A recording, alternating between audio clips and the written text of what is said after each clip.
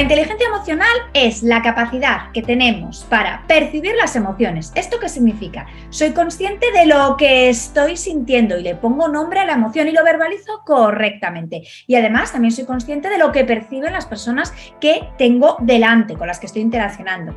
Además de entender la información que nos dan las emociones y de utilizarla a mi favor, utilizarla, por ejemplo, para tomar una decisión o para tener conciencia de lo que está pasando, porque a lo mejor, bueno, pues entiendo la emoción que está sintiendo la persona con la que en estos momentos puedo estar conversando. Y además la comprensión emocional, entiendo la causa y la consecuencia de la emoción, tanto en primera persona como en los demás. Y por último, la capacidad de regular o manejar esas emociones, es decir, de en lugar de ir en automático y reaccionar en función de cómo me siento, me paro, paso a hacer una conducción de tipo manual y voy decidiendo cómo, pese a la emoción que estoy sintiendo, reaccionar, ¿no?, como yo quiero, como yo deseo, no en plan como la emoción me esté atrapando.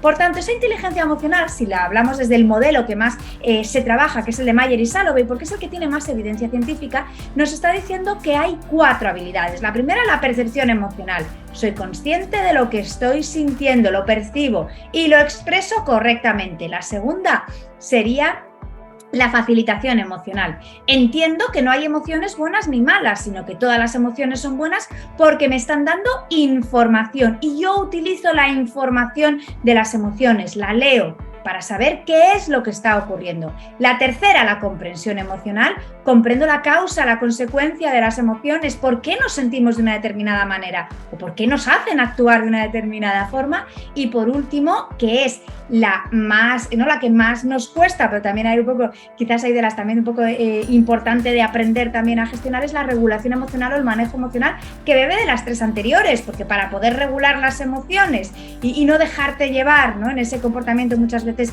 automático o de estallido emocional, tienes que haber entendido las 3 primeras. Estos serían las 4 habilidades de la inteligencia emocional.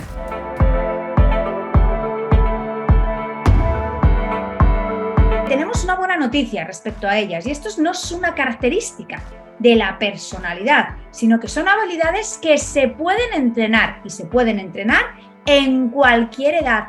Lo que pasa es que es algo lo suficientemente importante como para entrenarlas con programas que tengan una cierta base empírica, ¿no?, base científica, que nos digan que funcionan bien, porque trabajar la inteligencia emocional no es llegar a decir vamos a pintar corazones, nos ponemos una nariz de payaso y hacemos cosas divertidas. No, es mucho más, porque implica aprender a ser conscientes de lo que estamos sintiendo. Y a veces hay que trabajar una primera emoción, que es el miedo, a bucear hacia adentro, a darle la vuelta a la cámara y hacer un selfie interior y decir ¿qué es lo que estoy sintiendo? ¿Por qué? Porque como muchas veces no nos han dado esas herramientas o esos recursos para ser capaces de manejarlo y gestionarlo, como nos da miedo, intentamos obviarlo.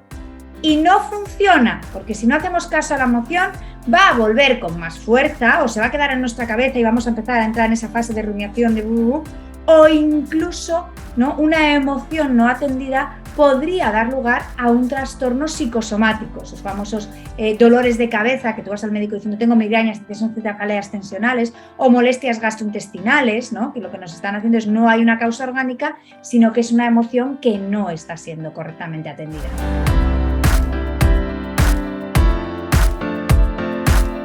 ¿Sería interesante meter toda esta parte de la inteligencia emocional en una educación reglada? Es que fíjate, parece que no le damos ningún tipo de importancia y la educación reglada tengo que llenar de contenidos la cabeza de los alumnos, ¿vale? Si eso está bien. Además de llenar contenidos hay que fomentar otras cosas, como es el pensamiento crítico, ¿no?, la capacidad de razonamiento, ¿vale? Pero es que lo que no nos damos cuenta es que muchas veces la capacidad de aprendizaje puede disminuir entre un 30%, incluso hay autores que hablan de un 40% cuando hay un problema de regulación emocional. ¿Esto qué es? Yo siempre pongo el mismo ejemplo, que un chico o una chica que ha estudiado un examen para sacar más o menos un 7 y en el recreo ha discutido con sus amigos y no ha sabido solventarlo, va a suspender ese examen.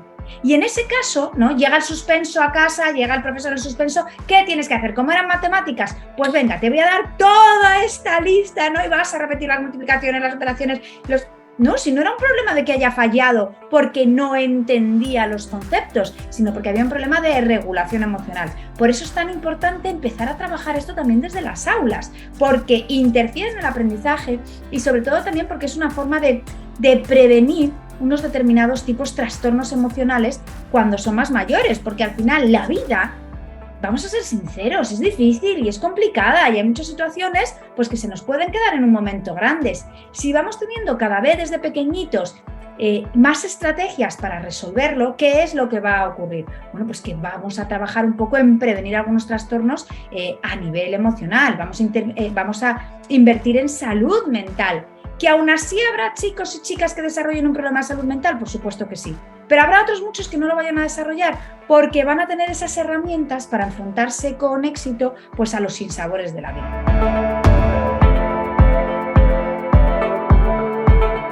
El cine es una herramienta estupenda para trabajar la inteligencia emocional con los alumnos y con las alumnas. En primer lugar, lo que estamos trabajando sobre todo es la capacidad de empatía, ¿no? Somos capaces de empatizar con ese protagonista que le están ocurriendo cosas, incluso también con el resto de personajes. Y nos puede ser una herramienta muy útil para trabajar la comprensión emocional. Es decir, primero hemos trabajado la percepción emocional, qué es lo que está sintiendo este personaje, y además lo hacemos muchas veces interpretando el rostro, porque el personaje no lo dice, ¿no? No tiene ahí una diciendo, estoy triste, estoy alegre, estoy sorprendido. No, sino con un poco a nivel de comunicación no verbal, como lo vemos, estamos trabajando con eso, percepción emocional, también las conductas que está haciendo porque tiene esa emoción y sobre todo la comprensión emocional. ¿Por qué creemos que se está sintiendo de esta forma? ¿Qué es lo que ha podido interpretar o qué es lo que ha podido suceder para que se sienta así? Y puede ser una muy buena técnica para trabajar la comprensión emocional. Es más, incluso podemos ir un poquito más allá, porque luego analizando la conducta que está haciendo este personaje en concreto, podremos llegar y decir, ¿está actuando de una forma premeditada en la que está regulando las emociones y tiene muy claro cuál es su objetivo y no se está dejando llevar? ¿O no? Ha tenido un momento en el que ha habido, ¿no?, un estallido emocional, se ha dejado llevar y a lo mejor ha podido tener una conducta más de tipo agresiva. O todo lo contrario, ¿no? La emoción le ha bloqueado de tal forma que se ha quedado completamente inhibido, ¿no?, y completamente bloqueado y no ha dicho lo que quería. Y a partir de ahí podemos hacer un montón de cosas, como trabajar los estilos de comportamiento, pues qué personajes tienen un estilo de comportamiento más inhibido, más agresivo, más pasivo, ¿no? Y sobre todo el asertivo, en el que yo digo qué es lo que siento, qué es lo que quiero, pero sin imponerlo a los demás.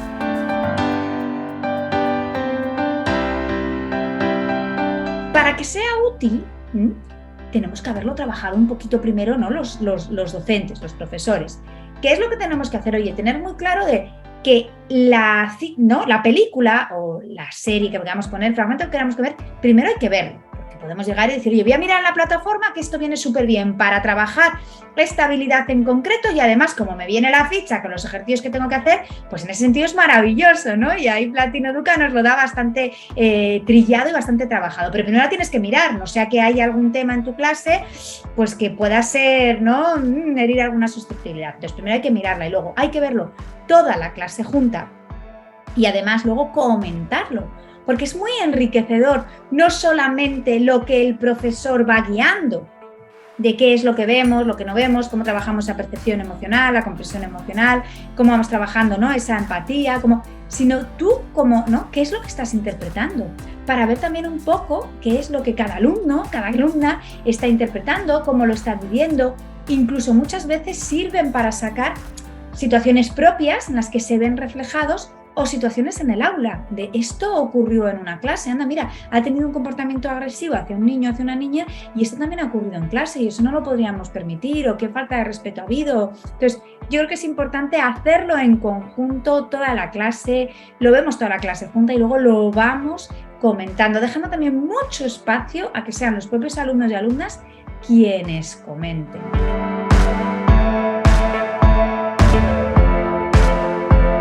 Una de las emociones que es básica para el aprendizaje, para adquirir conocimiento, es la curiosidad. Sin curiosidad es muy difícil adquirir conocimiento. Estamos hablando de adquirir un conocimiento y un aprendizaje significativo. ¿Eso qué significa? Que el alumno es capaz de, a través del aprendizaje que ha adquirido, solventar problemas de vida cotidiana o solventar otro tipo de problemas, no aprendérselo de memoria. Eso consigue mucho a través de la curiosidad. Y el cine en esto es buenísimo, porque el cine lo que hace es atrapar precisamente al espectador. Tú no quieres dejar de verlo porque ¿qué es lo que va a pasar lo siguiente? Entonces ya tenemos esa primera variable, esa emoción que es fundamental para trabajar el aprendizaje. Luego sabemos que todos los aprendizajes que se van asociados a una emoción y, a ser posible, a una emoción agradable, se consolidan muchísimo mejor, porque en esa parte, ¿no?, lo que dice la evidencia es que se suele activar además esa zona del hipocampo que tiene mucho que ver con la emoción, y el aprendizaje va a ser mucho mejor recordado en el futuro, sobre todo cuando son aprendizajes asociados a emociones agradables, porque cuando son asociados a emociones desagradables, por ejemplo, el miedo, ¿qué es lo que pasa? Que pasa todo lo contrario, bloquea el aprendizaje. De hecho, tenemos chicos y chicas que ante una determinada asignatura, como van pensando y tienen tanto miedo, y si fallo es que yo no voy a ser capaz, y si me regañan y si tal, se bloquean de tal forma que no consiguen aprender, pero porque están tremendamente bloqueados.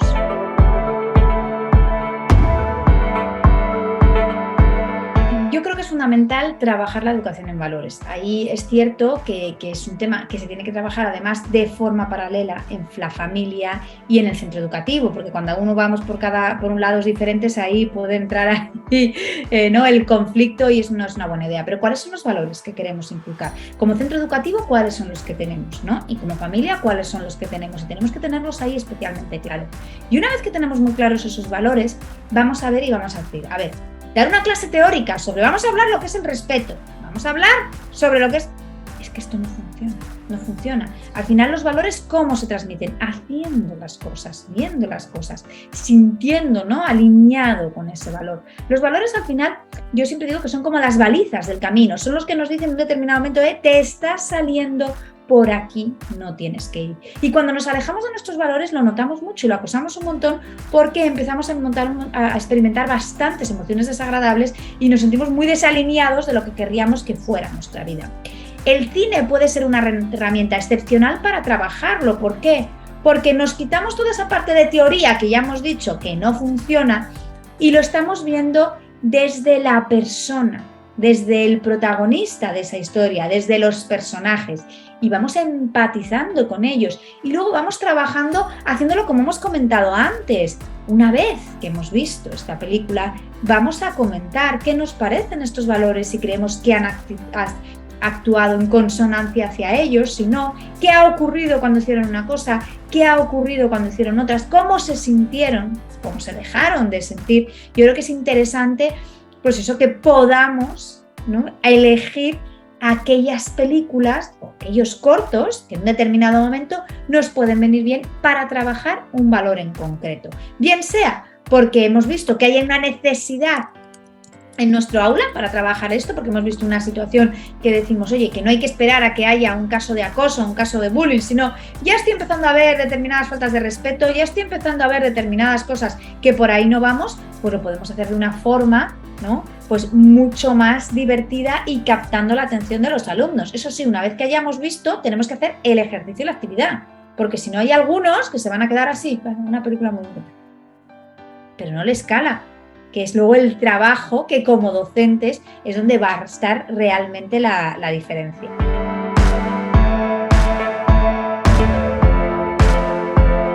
Yo creo que puede tener un valor fundamental, porque fíjate, cuando decimos que vamos a jugar a hacer cine, tú no vas a jugar a hacer tu película. Es imposible que hagas tú solo tu corto. Tienes que hacerlo en equipo. ¿Y eso qué implica? Pues en primer momento hay que elegir el equipo, que a veces vendrá elegido por el profesor, a veces lo elegimos entre nosotros.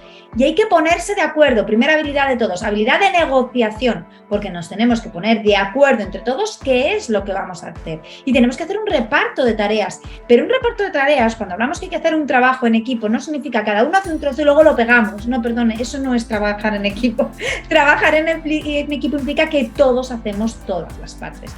Y hay que hacer un trabajo de función ejecutiva muy importante, que es que hay que planificar muy bien y organizar el trabajo. Y hay que organizar quién va a grabar, quién va a poner el sonido, quién es quien va a actuar en estos momentos, cuáles son los personajes, hay que escribir el diálogo. Que es verdad que se pueden repartir tareas, pero luego hay que hacerlo entre todo. Pero esa capacidad de planificación es impresionante. Además, dentro de la función ejecutiva, también hay que trabajar la parte del monitoreo de la conducta, es decir, de ir supervisando e ir viendo si esto está funcionando o no está funcionando. No podemos esperar a terminar tener grabado el corto para... si no funcionó, ¿no? Entonces ir en ese momento, en todo momento, evaluando, reevaluando, corrigiendo, que también es una parte fundamental de la función ejecutiva. Además, hay que estar manteniendo la atención en lo que estamos haciendo. Entonces, yo creo que son habilidades que son absolutamente necesarias, igual que la asertividad, porque si en un determinado momento a un miembro del equipo no le parece apropiado esto o no le gusta, tendrá que decirlo de forma completamente asertiva. Es decir, te digo lo que me parece, pero respetando tus sentimientos.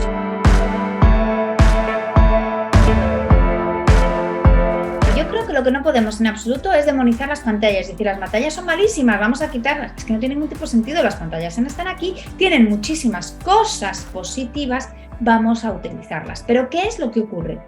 Que es que los niños hemos metido la pata al llamar a esta generación nativos digitales. Porque nos da la sensación que como les hemos puesto este nombre de nativos digitales, es que ya saben, no, perdona, nativos digitales significa que han nacido con las nuevas tecnologías, no como, pues, por ejemplo, yo soy de una generación mucho más mayor en el que las nuevas tecnologías, que le hemos puesto un nombre de nuevas y ya hay que quitárselo, pero llevamos muchos años también con ello, ¿no? Pues nos llegaron cuando éramos ya bastante mayores. Hoy, cuando han nacido, ya están allí, pero eso no significa que las sepan utilizar. Tiene que haber un adulto a su lado que le vaya enseñando a utilizar esa tecnología. ¿Y cuál es la labor del adulto? Bueno, ir filtrando, pero también enseñarle a filtrar cuáles son los contenidos apropiados para tu edad y cuáles son los contenidos que no son apropiados para tu edad. Y eso es lo primero que vamos a mirar.